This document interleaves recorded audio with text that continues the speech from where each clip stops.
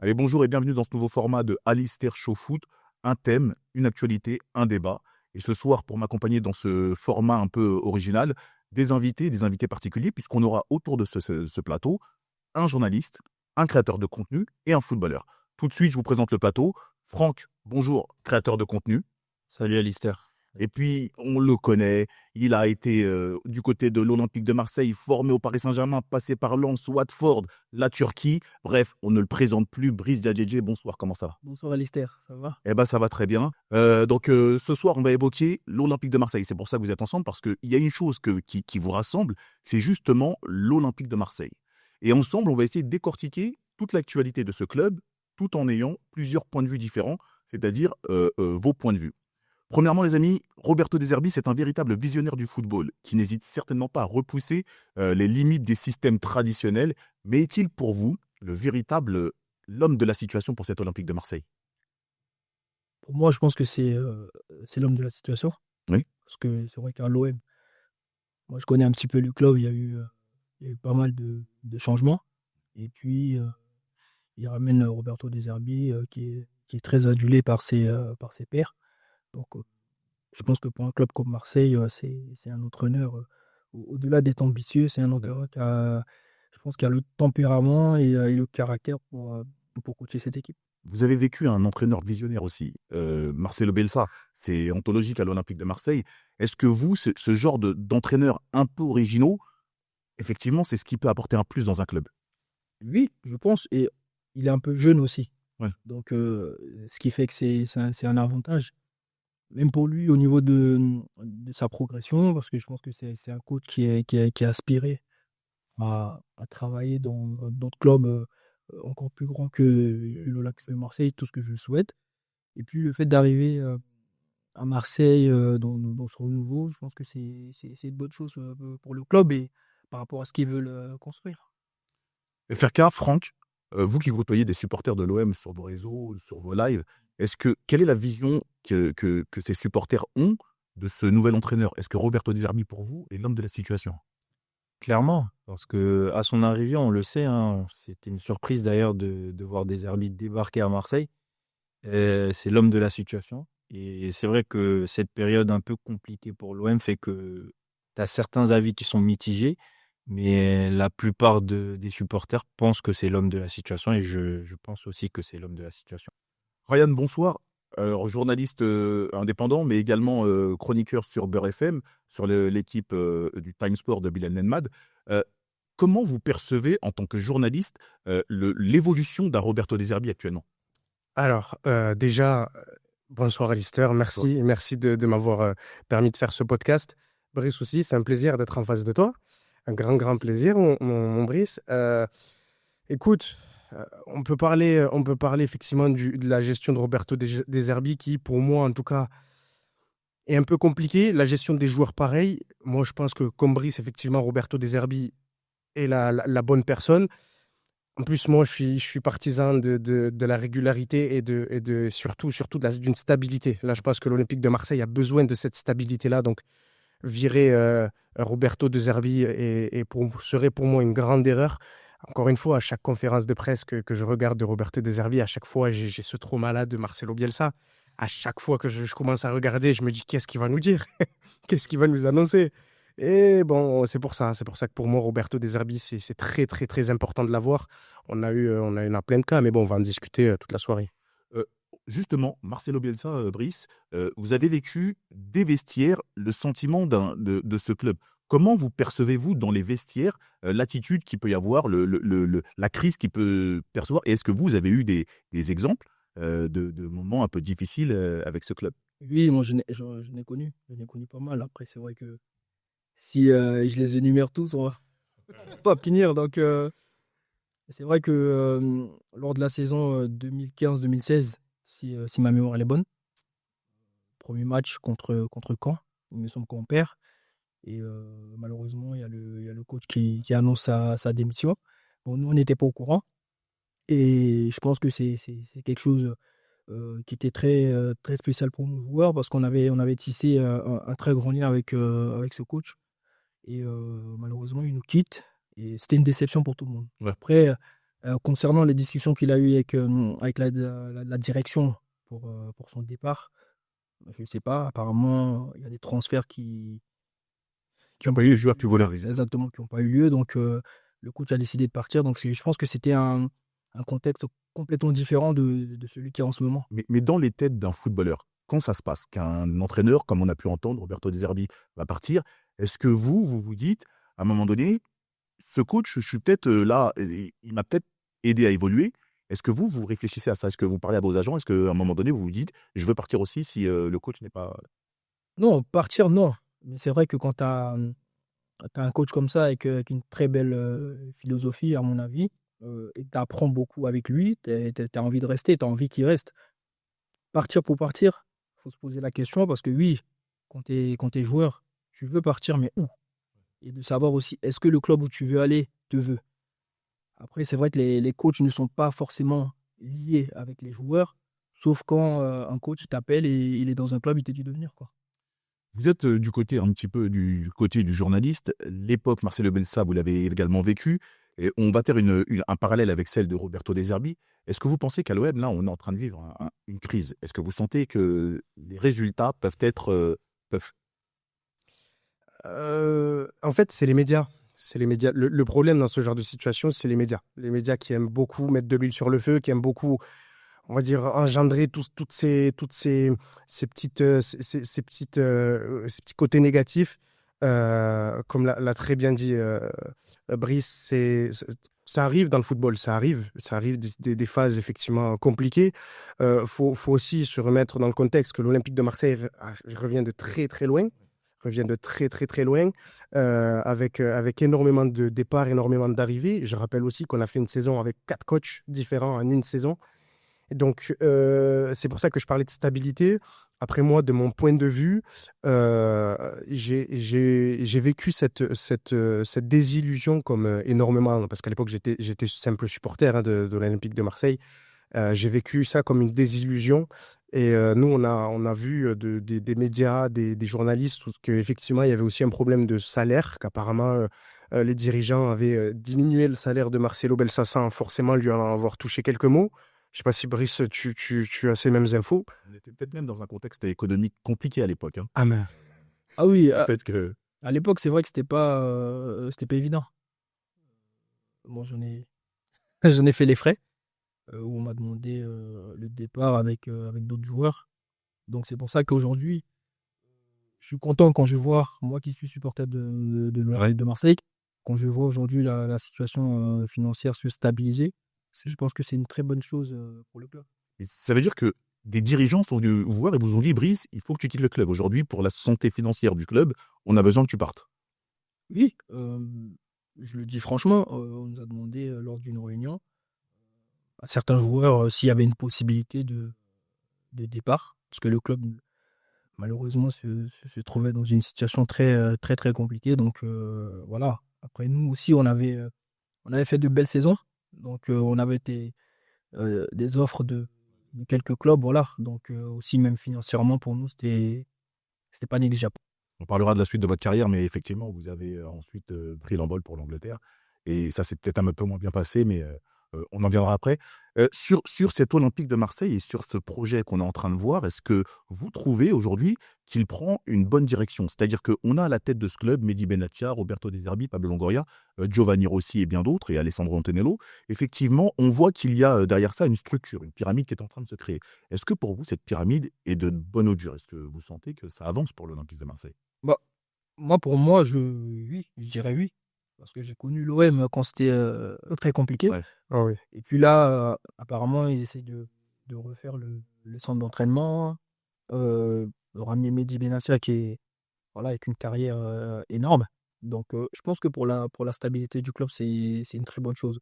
Parce qu'on sait que le football, ça va vite. Ouais. Et aujourd'hui, quand tu as la chance de ramener un directeur sportif, un joueur comme ça, je pense qu'il faut en profiter. C'est un vrai plus pour vous, et je vous laisserai la parole après à Ryan, et c'est un vrai plus pour vous d'avoir un mec comme Mehdi Benatia à la tête de ce club. Bien sûr. Alistair, tu sais, quand tu es footballeur et que tu as un directeur sportif qui est passé par là, Ouais. souvent quand tu as des problèmes ou des moments de moins bien, je peux discuter avec lui parce que lui, je sais, il était dans ce cas-là. Exactement. Brice a tout dit. Je reviens sur ce que tu as dit lors de ton départ où moi-même, j'étais dégoûté. Honnêtement, j'étais dégoûté parce que j'aurais aimé de voir Brice. C'est vraiment le profil de latéral que j'adore, rapide, puissant. Voilà, c'est vraiment un profil que j'aimais pour l'avoir remplacé par Manquillo derrière voilà, c'était un peu plus fragile, pardon, physiquement. Et puis après Bounassar, enfin, on va pas refaire toute la panoplie. Mais pour le cas Mehdi Benassia, je trouve que oui, je trouve que c'est comme l'a dit Brice, c'est un mec de Marseille, en tout cas, enfin, c'est un mec de Paris à la base qui est né à Paris, à Aubervilliers, si je me trompe pas, et il est venu effectivement à l'OM très jeune. Donc il connaît un peu l'instance, il connaît l'historique, comme l'a très bien dit Brice, il connaît l'histoire du club. Donc déjà, il savait à quoi s'attendre en venant dans ce club-là. Il savait un peu, il avait les mécaniques et l'histoire du club. Donc effectivement, quand on a un mec comme Benassia qui, en plus de ça, aujourd'hui, a un carnet d'adresses qui est énorme. Passeleri, il a un carnet d'adresses de fou et on l'a vu avec Højbjerg qui l'a fait venir. Il a joué avec lui au Bayern. On l'a vu avec Benasser, bon, avec qui ça c'était un peu compliqué, même si c'est un très très très beau milieu de terrain. On l'a vu avec Rabiot, c'est lui aussi qui l'a fait venir. Enfin, il y a énormément, même le staff aussi, il a fait venir son ancien coéquipier de la Roma. Exactement. Et je trouve que Benassia, c'est quelqu'un qu'il faudrait garder. Après, bon, comme il l'a dit, lui, c'est un milieu très prenant psychologiquement, surtout à l'Olympique de Marseille. Quand tu es directeur sportif dans un club, c'est du travail. Et on voit que c'est un mec qui travaille jusqu'au bout. Il n'attend pas le mercato pour travailler sur des arrivées ou des départs. Il travaille bien avant.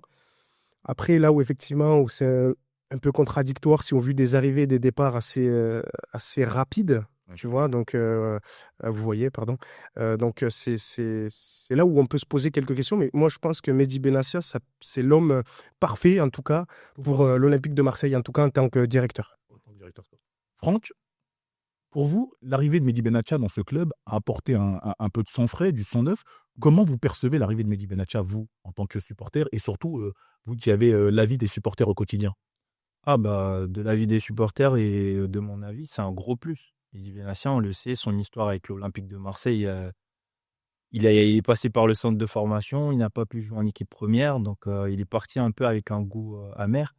Il est revenu revanchard parce que c'est son club de cœur, hein. Donc franchement, son arrivée, c'est un bon... Comment dire? C'est une bonne chose pour l'Olympique de Marseille. Et on voit, hein, au quotidien, il travaille pour emmener ce club au sommet. Et franchement, du point de vue des supporters, on est tous contents que Mehdi Benassia soit au club. On voit qu'il y a vraiment une pyramide qui est en train de se créer, avec des dirigeants, des personnes compétentes, comme le dit Brice, avec Mehdi Benassia, qui est un ancien footballeur, Pablo Longoria, qui est un amoureux du football, Balzaretti, qui connaît parfaitement son sujet, Giovanni Rossi, qui fait partie des 3 meilleurs vendeurs en Europe. Vraiment, on sent qu'il y a une pyramide qui se construit à l'Olympique de Marseille. Vous qui avez vécu une autre époque, où c'était un petit peu plus dur avec Vincent Labrune. Clairement, est-ce que vous trouvez que cet OM, là, aujourd'hui, il pourrait, à l'avenir, faire partie de ce top 20 européen? Je pense clairement, parce que l'objectif du club, déjà, en ramenant ces grands noms-là Oui. du football, c'est des personnes qui étaient en Italie. Donc, automatiquement, Marseille aspire à être un grand d'Europe. Donc, pour moi, c'est une logique. C'est une logique et je suis très content. En tout cas, je suis très content parce que, comme je le dis, pour emmener ton club dans une autre dimension, Ouais. il faut des gens de cette qualité. qualité-là et de ce calibre-là. Et Benassia, il représente tout. Vous pensez que Benassia, dans les vestiaires, il est respecté de par sa carrière, que les joueurs en face de lui, quand ils le voient, c'est pas quelqu'un, par exemple, un directeur sportif qui aurait fait que des études, c'est un ancien footballeur. Est-ce qu'il a plus de respect pour vous auprès des joueurs? Ah, bien sûr, c'est vrai qu'il faut respecter tout le monde. Ouais. Mais quand tu as un joueur comme ça, un ancien joueur comme ça en face de toi, Ouais, tu peux que lui donner du respect. Son parcours, on le connaît. Il est passé par la Juve, le Bayern, l'AS Roma. Et c'est quelqu'un qui a toujours joué dans ces clubs.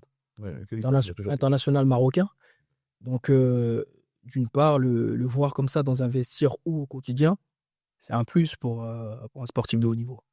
Et vous, est-ce que Ah, clairement, Brice l'a dit, hein, son parcours, son aura aussi, parce que c'est quelqu'un qui a une prestance et il est respecté.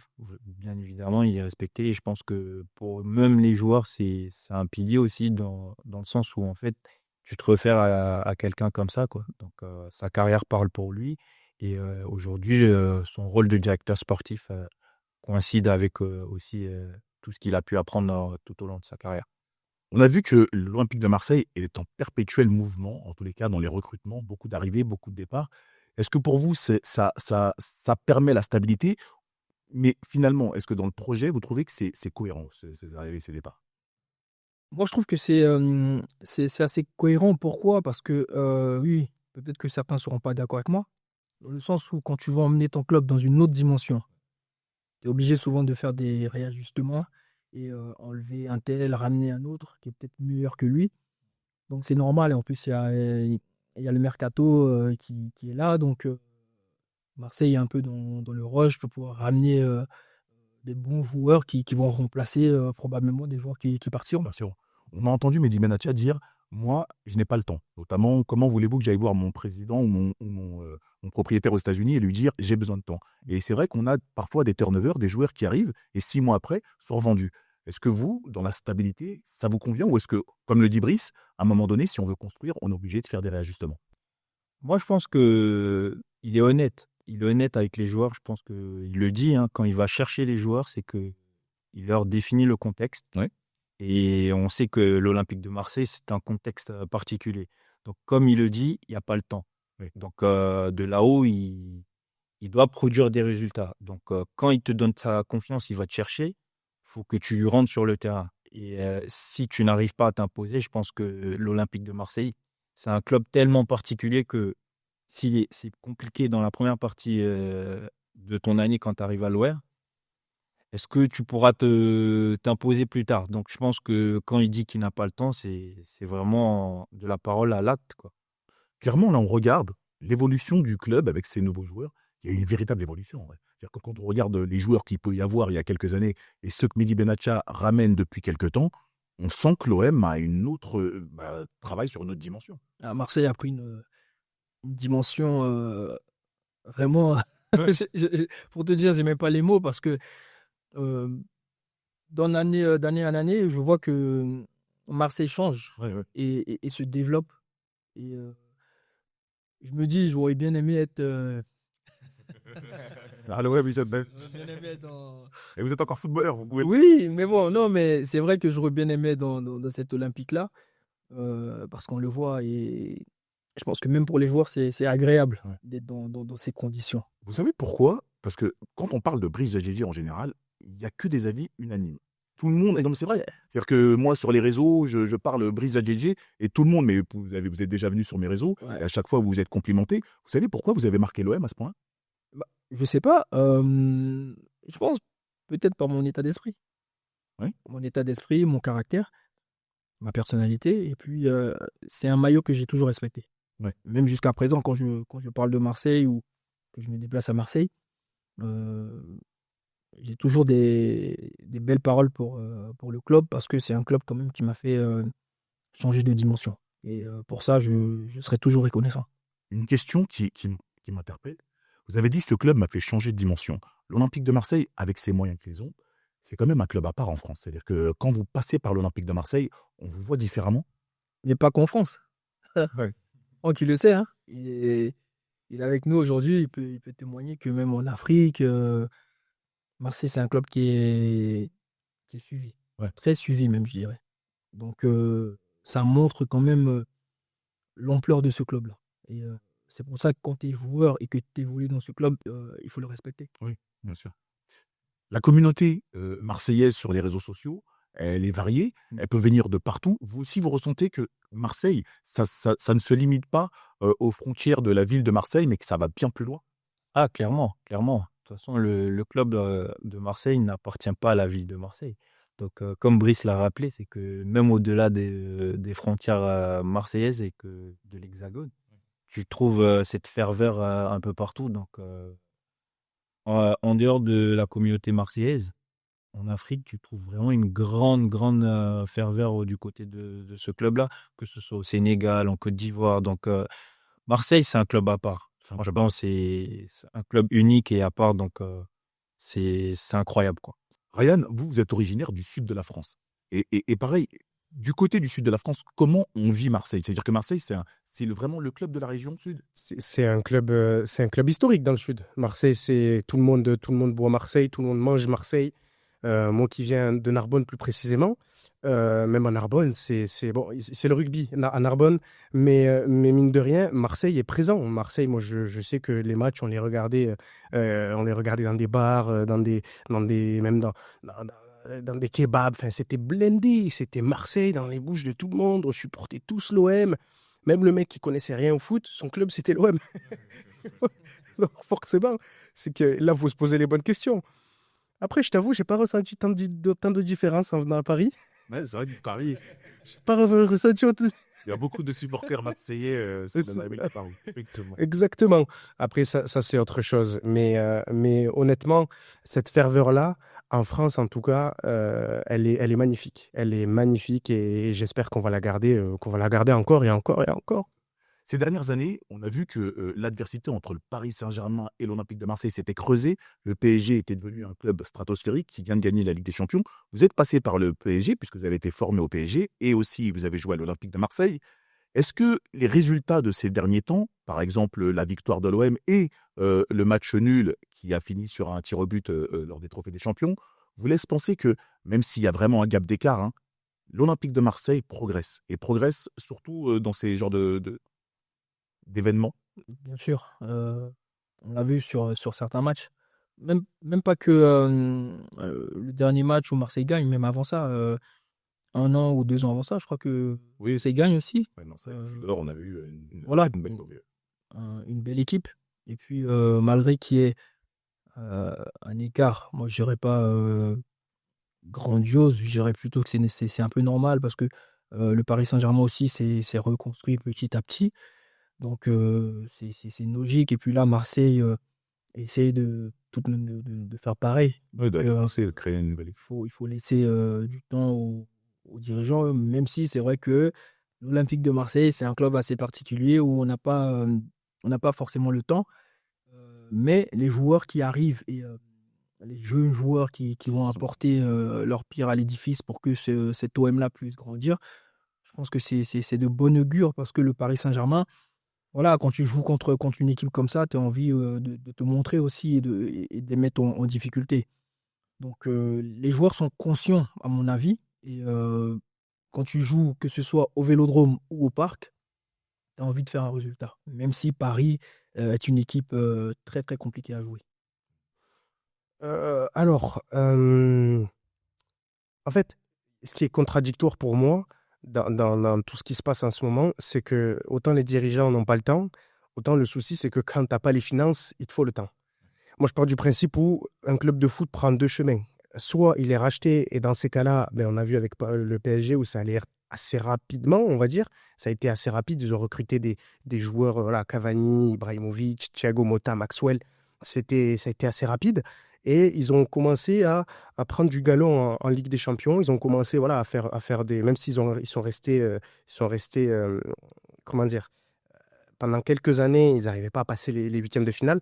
Mais mine de rien, voilà, soit on prend effectivement le chemin où on n'est pas racheté, et dans ces cas-là, on fait avec les finances du club. Et dans ces cas-là, par contre, il faut prendre le temps, il faut être patient parce qu'on n'y arrivera pas. Et comme vous l'avez dit tout à l'heure, Marseille a quand même bien évolué, mais sans forcément avoir plus de finances qu'avant, même si bien sûr que ça évolue avec l'ère McCourt qui a fait la différence. Mais en tout cas, voilà pour ce point-là. Et juste une petite chose sur le Trophée des Champions. Je pense qu'une finale, Brice, et je pense que Brice, tu es très bien placé pour penser à. J'en ai perdu 2. Tu vois, exactement. Tu vois, mais je pense qu'une finale, il faut la jouer. Il faut jouer des finales. Il faut jouer des finales, il faut apprendre. Les finales, ça se joue. Marseille n'a pas joué de finale avant le Trophée des Champions. La dernière finale de l'OM, c'était en Ligue Europa en 2018. Et avant ça, j'en parle même pas.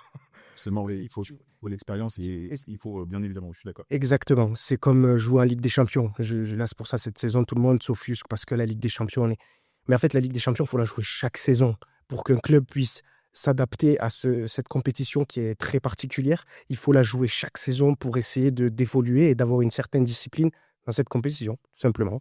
On va parler là parce que les dirigeants ont été convoqués par les groupes de supporters, dirigeants, joueurs. Vous avez vécu ce moment-là, vous aussi, dans votre carrière, Brice? J'ai tout vécu. À Marseille, oui. J'ai vécu. Ça me fait rigoler parce que ça change pas. Ça ne mange pas. Marseille ne change pas. Oui, je l'ai vécu. Je l'ai vécu lors de la saison 2013-2014, 2015-2016. Ouais, il me semble que je l'ai vécu. Oui, c'est des moments particuliers. Forcément, les supporters sont déçus. Ouais. Et les joueurs aussi, je pense. Parce que quand tu arrives dans des périodes comme ça où tu n'arrives pas à enchaîner, c'est pas facile. Et, tu te poses des questions, tu te demandes est-ce que on met tous les ingrédients pour gagner les matchs. Et puis c'est normal. Tu sais, quand tu évolues dans ces grands clubs, tu te dois d'avoir des résultats. Et pour moi, c'est une suite un peu logique que les supporters demandent cette réunion. L'Olympique de Marseille, ça respire foot. La ville respire foot. Est-ce que vous, dans votre quotidien, en tant que personne et non en tant que footballeur, on pouvait parfois être intrusif, venir vous voir, jouer mieux au football? Est-ce que vous avez été parfois, ou alors au moins eu le sentiment que des fois les gens allaient trop loin? Non, c'est pas qu'ils allaient trop loin. Moi, je sais que des fois, quand j'étais en famille, notamment dans un centre commercial qui s'appelle La Valentine, j'ai été pas mal de fois arrêté mais pas méchamment, par des supporters, des amoureux de l'Olympique de Marseille qui de temps en temps s'inquiétaient quand il n'y avait pas de résultat. Donc, ils nous disaient, bon, avec un peu d'encouragement, même si c'était pas facile, d'essayer de gagner des matchs et puis de redonner de la joie aux supporters. Mais comme je le dis, moi, j'ai jamais été agressé à Marseille. Donc, c'est vrai que j'étais content d'être là-bas. Et même si c'est vrai que de temps en temps, on rencontre des supporters dans la rue, on a tendance un peu à appréhender, est-ce que ils vont nous agresser et tout ça. Mais moi, j'ai pas eu ce souci-là. Vu du terrain, c'est-à-dire quand vous êtes posé au milieu de ce vélodrome-là et que vous avez des supporters mécontents, c'est-à-dire que quand vous entendez des banderoles, des choses, comment vous vivez ça? C'est-à-dire que ça vous impressionne quand vous entendez siffler ce vélodrome? Ça faudrait poser la question à Valbuena. Je pense que tu peux- Non, mais c'est impressionnant. Tu sais, quand tu joues à Marseille, tu le vois pas, c'est après. C'est après que tu te rends compte que ce club est spécial. Et tu le ressens, la pression, à chaque moment, même quand tu es sur le terrain ou même en dehors. Hein. C'est un grand club, c'est normal. Après, moi aussi, je peux juste faire. Je pense que, heureusement pour Brice, en tout cas, parce que, encore une fois, comme vous l'avez dit tout à l'heure, les gens sont unanimes, les supporters sont unanimes, même mon entourage, on est unanime sur le cas Brice Djadjedje qui a fait un super beau passage, qu'on n'a pas voulu le voir partir. Et donc, ça ne m'étonne pas qu'il y ait personne qui te soit. Mais je pense, par exemple, à Balerdi, récemment, où un supporter qui voulait faire la grève de la faim, je ne sais pas si vous vous rappelez, il y a quelques années, devant la commanderie. Et je pense que certains supporters vont un peu trop loin. Ils vont un peu trop loin concernant certains joueurs. Alors certes, il y a cette prestation qui peut-être parfois est mauvaise. Ça arrive, on est humain. Mais il ne faut pas oublier que les joueurs ont des familles. Il ne faut pas oublier que les joueurs sont des humains déjà. Et il ne faut pas oublier qu'ils ont des émotions. En fait, ils peuvent être tristes, ils peuvent être stressés, ils peuvent avoir peur. Donc en fait, il faut que les supporters vraiment se disent tout ça et que faut essayer de mesurer aussi ces mots. À Marseille, comme Brice l'a dit, on a vécu des trucs, la commanderie brûlée. Et vous pensez que là, la réunion qui a été orchestrée par ce groupe de supporters, elle est nécessaire pour avancer ou est-ce que c'est trop? Et après, je vous poserai la même question à vous, hein, de votre côté de footballeur. Est-ce que ça vous a permis d'avancer justement certaines réunions? Moi, je pense que ça peut être quelque chose d'intéressant parce que les supporters ont aussi leur mot à dire, si j'ose dire. parce que voilà, c'est comme on dit, les joueurs viennent dans le club, mais à un moment donné, ils partent et c'est les supporters qui restent. Pareil pour les dirigeants, pareil pour l'entraîneur, même s'il y a une attache pour certains joueurs. Mais moi, je trouve que c'est intéressant parce que il y a peut-être des supporters qui ont peut-être des choses à dire. Après, comme je l'ai dit, j'en ai parlé la dernière fois à Beurre FM, il faut que ça reste respectueux. Il faut vraiment que ça reste une réunion où tout le monde se respecte, il y a le temps de parole qui est respecté et que voilà, tout le monde puisse dire ce qu'il a à dire, mais avec parcimonie, avec respect. C'est juste, et intelligence, c'est juste qu'on veut. On veut pas de débordements, de menaces, d'insultes. Ça sert à rien. On n'est pas des sauvages. Voilà, faut essayer de calmer les ardeurs. Discutons entre nous et puis voyons ce qui se passe. Où ça mène. Brice, vous, du côté de votre œil de footballeur, ces réunions auxquelles vous avez assisté, est-ce que pour vous, parfois, c'était trop ou est-ce qu'au contraire, ça vous a permis peut-être de voir les choses différemment? Non, c'était pas trop. Alistair, en général, quand tu es joueur, c'est vrai que tu as cette petite peur de dire, bon, qu'est-ce qu'ils vont me dire, les supporters. Mais après, ça dépend quand tu es joueur, comment tu le prends. Moi, personnellement, je l'ai bien pris. Parce que je suis quelqu'un d'assez ouvert. Souvent, c'est bien. C'est toujours bien d'avoir d'autres avis. Mais Un club de Marseille, c'est un club important. vous me dites, vous l'avez bien pris, ça veut dire que, est-ce qu'autour de vous, des joueurs, sans donner de nom, est-ce qu'il y a des joueurs qui ont perçu ces réunions un petit peu de manière, soit parce qu'ils sont peut-être introvertis, peut-être plus timides, et qui ont peut-être vécu ces réunions difficilement? Non, parce que probablement, il y a des joueurs qui sont peut-être pas habitués à ça, ce Mhm. genre de situation, qui sont toujours dans leur confort. Et tu sais, quand tu sors de ta zone de confort, c'est pas évident. Et, et aussi, ça permet aussi de montrer ton caractère. Ouais. Quand tu reçois des supporters qui sont là, qui se déplacent, qui vont à tous les matchs, qui viennent au Vélodrome, qui chantent, quand tu les reçois en face de toi, c'est autre chose. C'est autre chose. Tu te dis, voilà, ces mecs-là sont là, mais ils sont pas là pour une mauvaise raison, ils sont là pour une bonne raison, pour essayer de eux aussi donner leur avis et le sentiment qu'ils ont, parce qu'aujourd'hui, les joueurs peut-être ne donnent pas tout sur le terrain. Pareil, vous aussi, sur cette réunion, qu'est-ce que... Pour moi, c'est une bonne chose. C'est une bonne chose d'entendre ceux qui vivent pour le club, qui sont à fond derrière le club.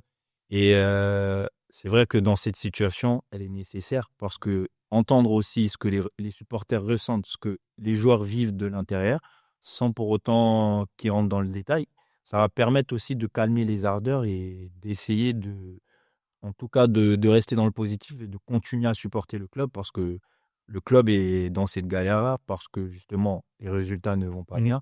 Mais travailler dans un sens commun pour essayer d'évoluer. Quoi. Et puis rapidement, c'est aussi important pour faire passer des messages. Oui. Quand un supporter parle avec un joueur, c'est mieux en face plutôt que sur les réseaux sociaux. On sait très bien comment c'est en ce moment. Donc le fait de les recevoir, qu'ils comprennent la situation, moi je pense que c'est très bien parce que ça peut donner un coup de boost aux joueurs. Voilà. J'ai une question sur le Vélodrome. Vous avez vécu des stades, vous avez joué dans plusieurs stades, même à Lens, qui est quand même un stade, voilà, la Turquie, où les stades turcs sont quand même bouillants. Vélodrome est-il un stade particulier pour vous? C'est particulier. Tu sais, je sais même pas comment te dire parce que même quand tu mets tes pieds sur la pelouse, c'est spécial. C'est très spécial. Non, sincèrement, j'ai joué dans des très beaux stades. Oui, oui. Avec des supporters, comme tu l'as dit, en Turquie et tout ça, ou à Lens. Mais Marseille, c'est autre chose. Vous, l'œil d'un créateur de contenu qui va souvent au stade Vélodrome en plus. Pour vous, c'est magique ce stade, parce que vous avez fait d'autres stades, je suppose, mais c'est magique le Vélodrome. C'est incroyable. Franchement, c'est incroyable. L'atmosphère, surtout quand les deux virages se répondent, c'est incroyable. Et même pour les joueurs, je pense que Brice, quand tu es sur le terrain, t'entends quand ça chante et tout, je pense que tu es galvanisé toi aussi. Ah bah, bien sûr, en plus, tu sais, le truc, c'est qu'il n'y a pas que moi qui le dis. Ouais. Il y a d'autres joueurs, d'autres grands joueurs, qui n'ont même pas joué à Marseille, qui ont déjà joué contre Marseille, et ils le disent. Même les adversaires le ressentent ça. Donc franchement, c'est un bonheur. C'est un bonheur de vivre ça. Et avant le match sur le parvis, ça commence à s'échauffer dans le stade. Donc franchement, c'est incroyable. C'est un stade unique, quoi. Avant de finir cette petite émission de Alistair Show Foot, je voulais que vous preniez un peu de temps pour faire face à Brice. Posez vos questions que vous souhaitez à Brice Jadjidé. Il est devant vous. Il est devant vous. Alors, allez, s'assiner. N'hésitez pas. Vous avez des choses à lui poser, allez-y. Ouais, je suis là. Bon, moi, j'ai une question à poser à Brice par rapport à la sélection. Donc, il est ivoirien comme moi, donc il est passé aussi par cette sélection. Brice, je pense que ivoirien que je suis, le peuple veut savoir pourquoi tu n'as pas été à la CAN 2015 qui nous a consacrés. Vous étiez champion. On était En plus. Non. Non, j'ai pas été parce que avant ça, il y avait la Coupe du Monde au Brésil. On a fait la préparation et puis je sortais d'une belle saison, voilà, d'une belle saison entre mon transfert à Evian et à l'Olympique de Marseille. Après, quand je pars en préparation, malheureusement, bah, j'ai le regret d'apprendre que je ne vais pas participer à cette Coupe du Monde. Donc, du coup, bah, moi, ce que je fais, c'est vrai que j'étais déçu parce que je fais une très belle saison entre Marseille et Evian. Donc, je retourne à Marseille pour préparer la saison. Et ça se passe plutôt très bien avec un nouveau coach et tout ça, où j'arrive à assimiler tout ce qui me demandait. Et puis, il y a eu un nouveau sélectionneur, Hervé Renard, qui arrive en sélection et puis qui me rappelle aussi, qui me donne toute la confiance et qui me permet même de faire quelques matchs. Et après, je discute avec lui, on discute une discussion vraiment franche et très claire, où je lui donne un peu mon ressenti et mon avis par rapport à la sélection et à Marseille. Donc, je lui dis, voilà, tout en étant honnête, s'il y a une possibilité que je puisse rester à Marseille pour continuer ma progression, même si c'est vrai que l'équipe nationale, c'est quelque chose qui est très important, parce que c'est toujours un rêve de gosse de porter les couleurs de son pays. Et lui, il était ouvert. Il était ouvert parce que j'ai fait un pas vers lui en lui demandant ça. Et puis, il a reçu plutôt comme une bonne chose, en me disant, bah écoute, prends ton temps, réfléchis, et de savoir si c'est vraiment ce que tu veux venir à la Coupe d'Afrique des Nations ou pas, ou continuer bah, ta progression en club. Et donc, moi, j'ai fait le choix de rester.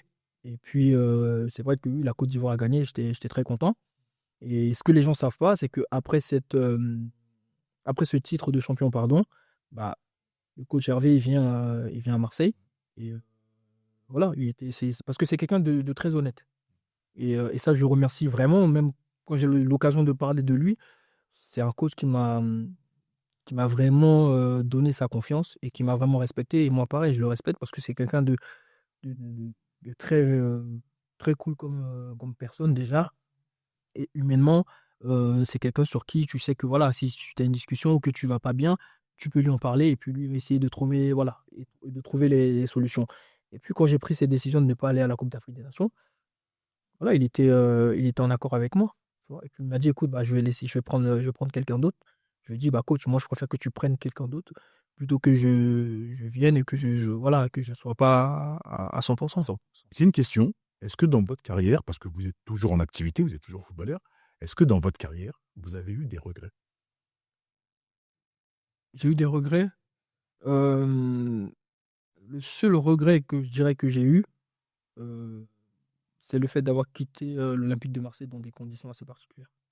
Pour vous, Et c'est l'un des seuls regrets, parce qu'en général, bon, j'aime pas avoir des regrets, mais comme là, on est entre nous, et puis faut le dire, oui, ça, oui, parce que pour moi, je pense que j'ai pas fini ce que j'étais venu faire à Marseille. Voilà. Mais bon, après, c'est le football. comme Il faut ça. s'adapter. Et c'est pour ça que, en tout cas, ce regret-là, oui. Parce que Marseille, c'est un club où j'ai voulu quand même jouer. Parce que je voulais signer dans ce club. Attention. C'est pas comme si c'était un club où dire que bon, je vais aller juste. Non, c'est un club où, quand Marseille m'a approché, bah, la première réponse que j'ai donnée, c'est oui, je vais aller jouer à Marseille. Donc c'est pour ça que le fait de partir comme ça, un peu comme un voleur, Vous avez l'impression que voilà, c'est c'est un goût de TV. Voilà. Mais bon, c'est le football. Et puis, comme je dis, voilà, c'est comme ça, c'est la vie. Très bien. Ryan, vous faites face à Brice Jadjidé, vous aussi. Est-ce que vous avez une question à lui poser sur sa carrière? Écoute, moi j'ai une question, oui. Est-ce qu'il y a un club en particulier, une attache, où tu peut-être aurais aimé aller dans un club en particulier, que ce soit en France ou en Europe ou même en Afrique, peu importe. Marseille. Ah ouais, Marseille. Tu Marseille? sais, ça va peut-être paraître bizarre que je dise ça, mais jouer dans ce club, c'est quelque chose. Moi, en tout cas, euh, Marseille fait partie des clubs où j'ai évolué, où j'ai aimé. J'ai tout aimé là-bas. La ville, euh, les supporters. Et moi, je suis arrivé dans un moment assez particulier. C'est le changement de stade entre l'ancien Oui, c'est vrai. Vélodrome Oui, c'est vrai. et le nouveau. C'est vrai. Donc, c'est-à-dire que j'ai connu même le Vélodrome quand il était ouvert. J'ai Ouais. joué là-bas contre avec mes anciennes équipes. Donc, je le connais. Et comme je t'ai dit, mon histoire avec Marseille, elle est particulière parce que j'étais parti en vacances dans le sud, à côté, à Arles. Puis, ouais, à Arles.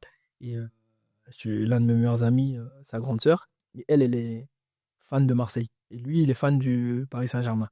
Et donc, je vais à Marseille, on va au Vieux-Port. Je crois qu'il y a une boutique. Bon, je sais pas s'il est toujours là, la boutique de l'Olympique de Marseille. Je sais pas si elle est toujours là-bas, vers le Vieux-Port. Oui, elle est toujours là-bas. Oui, elle est toujours On là-bas. rentre dans la boutique.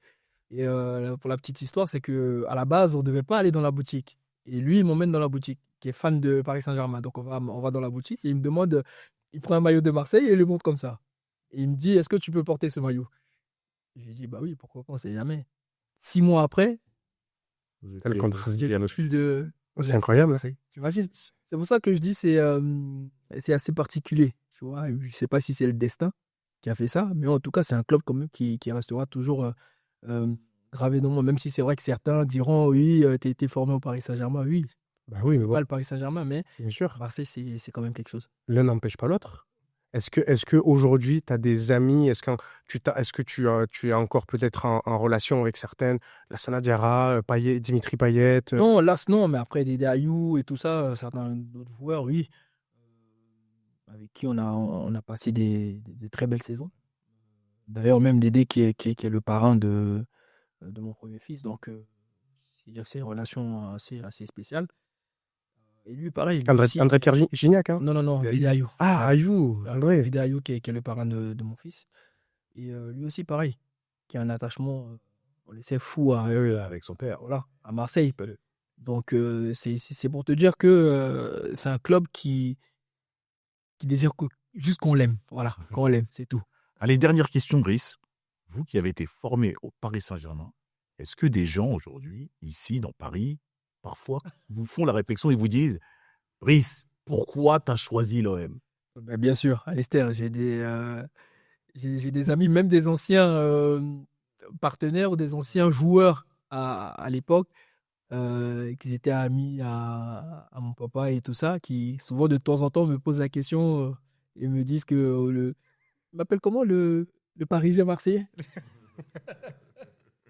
Donc, non, mais c'est pour me chambrer. Après, c'est pas. Moi, je le dis, je rentre pas dans ces discours ou ces histoires-là parce que je pars du principe où le foot, quand tu es bon et que tu as la chance d'aller dans un club, faut pas te priver. Oui, bien sûr. Même si c'est vrai que oui, certains diront, entre guillemets, c'est un traître ou quoi que ce soit, mais non, je pense pas. Parce que le football, c'est quelque chose que tu as toujours voulu faire et aimer. Donc, pourquoi te priver des opportunités qui viennent à toi? Moi, je le vois comme ça. Après, les gens, ils le prennent comme ils veulent. À partir du moment où tu vas dans un club et que tu respectes ce club, et que quand tu portes ce maillot, tu donnes tout, je vois pas pourquoi comme on dit, tu vas cracher sur la soupe, quoi. En tout cas, merci d'avoir accepté l'invitation, Brice Djidji, d'avoir répondu ouvertement à toutes ces questions. Merci Ryan d'avoir été présent pour justement poser des questions à Brice Djidji. Merci Franck d'avoir aussi éclairé nos longs termes sur certaines questions et d'avoir posé vos questions à Brice Djidji. Merci aussi à la régie et puis aussi aux équipes de Bobo Prod qui nous accueillent ici dans le 15e arrondissement. Et donc, j'espère vous revoir, Brice, Ryan, Franck, sur un prochain épisode de Alistair Show Foot. Merci à tous et bonne soirée. Merci Alistair, hein. Moi, en tout cas, c'était un plaisir d'être avec toi, Franck et journaliste. Donc, comme je t'ai dit, tu sais que tu peux toujours compter sur moi. C'est vrai. Franck aussi. Donc, à l'occasion, je serai toujours disponible pour vous. Eh ben, merci beaucoup en tout cas. C'était gentil d'avoir participé à cette première. Et vraiment, ça m'a touché de vous avoir autour de cette table pour cette première de Alistair Show Foot. Merci à tous.